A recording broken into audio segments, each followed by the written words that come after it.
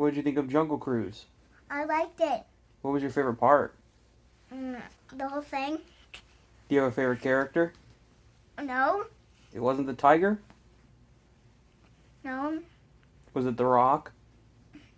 As the guy who owns the boat? Yes. He's your favorite? Mm. What's your favorite scene? Everything. Everything? So you can't name your favorite part? Mm-hmm. Yes.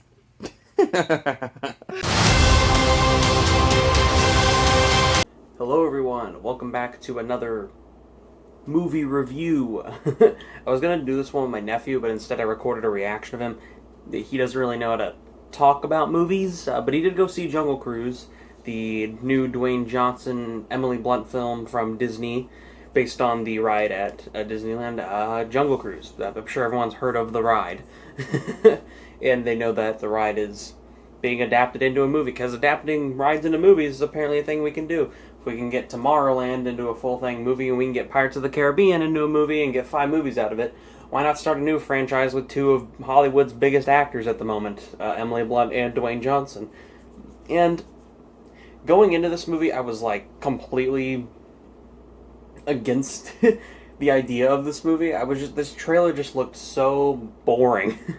You know when you see that trailer and you're just like, there's nothing intriguing me here. Like, cool The Rock, cool Emily Blunt. I've seen them in a lot of stuff.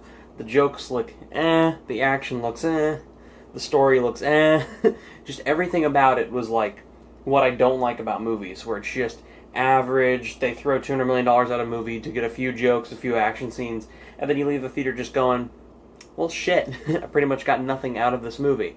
My big worry with Jungle Cruise is that's what it was going to be. And I'm not completely wrong about that. I will be honest here and up front. I don't think that this is a great film or even a good film. A lot like Black Widow a few weeks ago, I said that it is average and okay. It still deserves a positive score, but you're not going to remember it after a few weeks. Like, you're going to watch it, have a little bit of fun, get into some of the characters, some other elements you won't. Some visual effects aren't great, some are. Some action scenes aren't great, some are. You're going to enjoy it for the time being, and then kind of just lose focus on it. I saw Black Widow 3 times, and I'm already, like, struggling to remember shit that happens in that movie. That's sad. I don't think that that's a good thing, if I'm being particularly honest. With Jungle Cruise, I'm sure I'll forget about it in a week. Let's get into what I liked about the movie first. First of all, Emily Blunt and Dwayne Johnson are great. They are always charismatic, always giving all their energy to their roles, and together they have really good chemistry. Believe it or not, I didn't think that these two would perform well together. I felt like Dwayne Johnson can be the douchey, sarcastic dad joke type, because the trailer sort of showed that. And then Emily Blunt would be like, I'm the adventurer, and I'm actually better than you, and I do some great things that I'm more talented than you. She's like the more talented him. Because throughout the movie they show like, or in the trailer they show like, he's like, no one touches my engine but me, I know how to work it. And then she's like, oh, okay. And she kicks it and then it works. And then it's like kind of a cocky motive towards The Rock. And The Rock is just like, bitch. That type of character. And they have that heaving argument that all characters have in movies where you're like, well, they clearly like each other. Like, you know that they're having some romantic interest in each other because they argue about like every single topic in the movie. Any situation that comes up, they always lie to each other. Specifically, The Rock lying mostly to Emily Blunt throughout the movie in different scenarios. But they're good together. So as long as their chemistry works and stays afloat, and both their performances are good for the characters they're playing, especially The Rock, I think The Rock in particular, this is actually a really good role from him. I would say it involves a little bit more acting than it normally does. I feel like he can usually get away with like stupidness and comedy and then punching people really hard. Here he has a little bit more to do than just punching people hard and sarcasm. He has a little bit more to him than I would say that. In fact, there is a twist with the characters later on, halfway through the film, where you're like, oh shit, like he actually has like a role to like develop now. It's something for the characters. I've been hearing the comparisons: Indiana Jones, Pirates of the Caribbean, The Mummy, and yes, it is those 3 movies combined. It is Raiders of the Lost Ark meets The Mummy meets Pirates of the Caribbean. It takes the style of comedy and tone of Pirates of the Caribbean. It takes, like, the story and the curses and the elements between Brendan Fraser and, who is it? Is it Rachel Weisz? Is she in it? It's her, right, in The Mummy?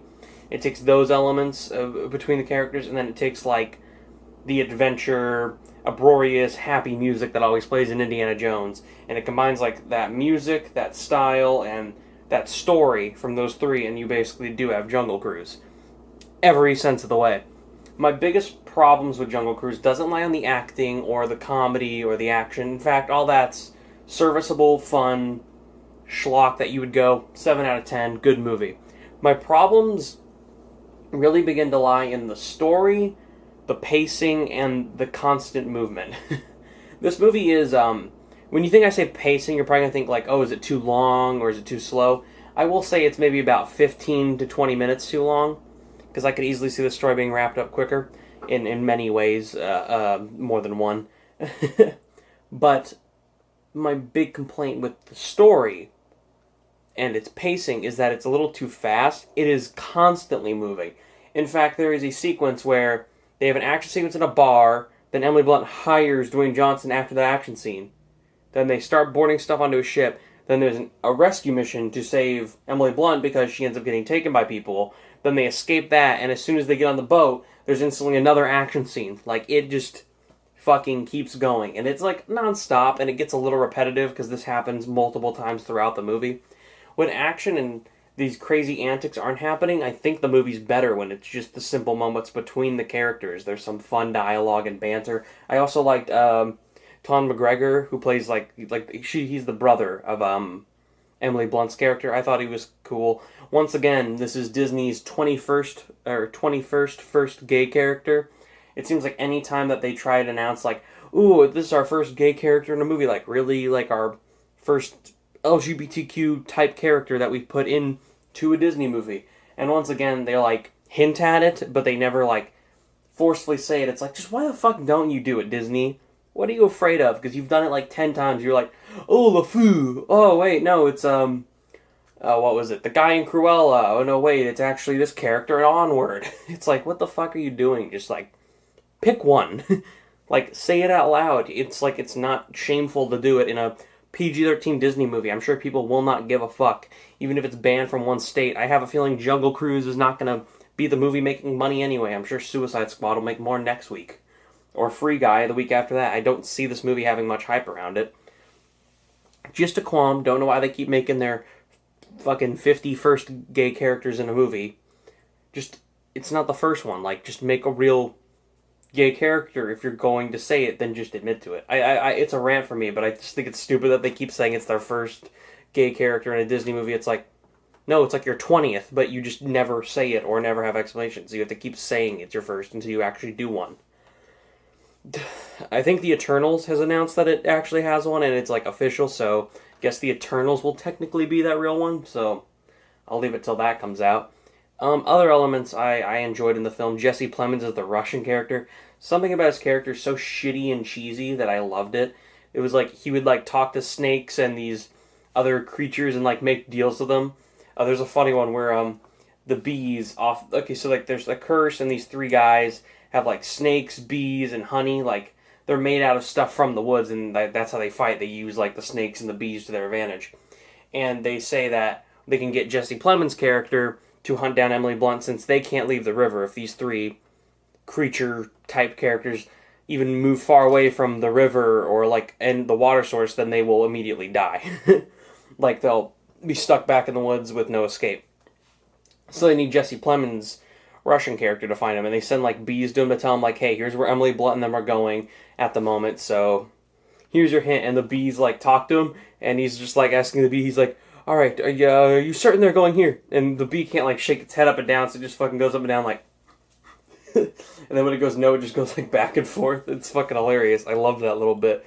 It was, like, so stupid, but it, like, made me chuckle to see Jesse Plemons playing a crazy fucking German prince talking to a goddamn bee.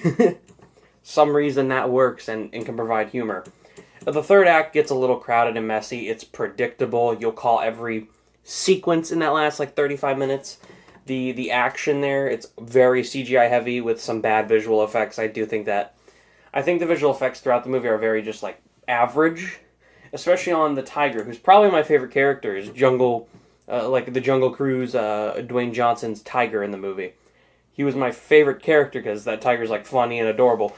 To be fair though, that tiger CGI looks like a cross of levels between like the Call of the Wild dog and then like whenever you watch like wolf sequences in movies where you can just tell the dog is like CGI. Like it always looks like that element. Or like some of the animals in like the Jumanji movies. Like it doesn't look high quality.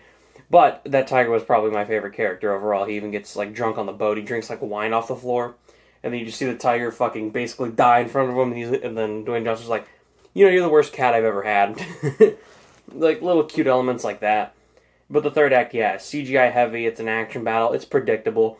If you don't predict what happens in that third act, like, you just might be dumb. No, I'm sorry, but like, simply, it is the most predictable thing I've probably ever seen in a movie. I actually left to go to the restroom for like 2 minutes, and I came back and I asked my dad, I was like, so did this happen while I was gone? He's like, yeah. Like, that's exactly what happened. Because it's so obvious, like, what happened. Like, it's pretty simple to get. But, with that being said, the only thing that keeps us afloat from being like shit is Emily Blunt, Dwayne Johnson, I forget the guy who plays McGregor, like Emily Blunt's brother, and the tiger. If you didn't have these four characters, I would probably say that this is a dull movie. Jesse Plemons' Russian villain is cheesy, or German villain is cheesy fun. The other villains are really shitty, and it's a rush backstory. With the music choice they used to explain that backstory was so bad that I actually started to cringe in my seat. I cannot believe that that's like the song they chose. It did not fit that moment at all. And actually many moments in terms of the music choices actually didn't fit at all. I felt that they were very weird. It almost feels like the score where they played this music should have been for different scenes throughout the movie, but instead they played them in like these specific scenes. That did not work for me. Overall, this is a short review. I don't have much to say about Jungle Cruise. It's kind of fun, pretty watchable. The two leads are great. Story's weak, villains are weak, action and all that shit's kind of bland. It could be easily rushed, and it's slightly forgettable. It's like, you're going to have some fun, you could watch it with the family, but that shit's going to leave your mind within like a week or less. Like, I just feel that that's what Jungle Cruise was meant to be in. It's alright. I could see it getting turned into a franchise if it's successful, but I don't feel it's going to be that successful. If it's successful, it's going to be because of the overseas release. It's definitely not going to be successful in the US, I can imagine. My theater was the IMAX theater. They weren't playing this one in Dolby for some reason near me. They're playing in IMAX. Something else is in Dolby. I think it's still, is it still Black Widow? What else is in there? It might be something else there. I don't think it's Black Widow.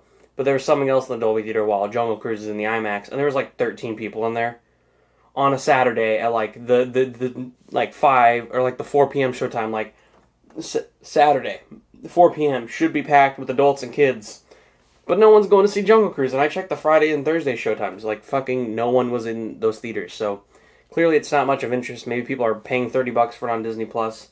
Who knows? I heard Marvel delayed some movies recently, so guess we're back to delaying movies and the Delta variant. Fucking asshole COVID. God damn it. Well, at least I'll see Suicide Squad before anything's ruined again. I can't wait to see that again this week. Review for The Green Knight coming tomorrow. Just to let you know. So I guess I'll get into my score for Jungle Cruise. For Jungle Cruise, I gave Black Widow a 6. So I had a little bit more fun than Black Widow. But I honestly can't say that I could give this more than a 6. I'm going to give it a 6 out of 10, yeah. Green Knight review coming tomorrow, or maybe the next day. Depends on when I can review it, depending on my work schedule. But Green Knight, I can't wait to see that one. I've been looking forward to that forever. And then week after, or the upcoming week, I'm going to see Suicide Squad again. You'll get the spoiler review and my spoiler review of the 2016 Suicide Squad. And that also includes the week after that, I'm going to be seeing Respect. I'm going to be for the Aretha Franklin biography, Free Guy, and what's the third one coming out that week? Don't Breathe 2. So a lot of reviews coming soon, and I still have to do my video where I review like a ton of movies and shows that I was going to do a quickie on. So all that soon. Jungle Cruise 6 out of 10. Goodbye. Frank, get it. Hold on. Come on. I got it. Frank. I don't got it. No. For goodness sake, just leave me alone. That was a disaster. Didn't go the way I planned.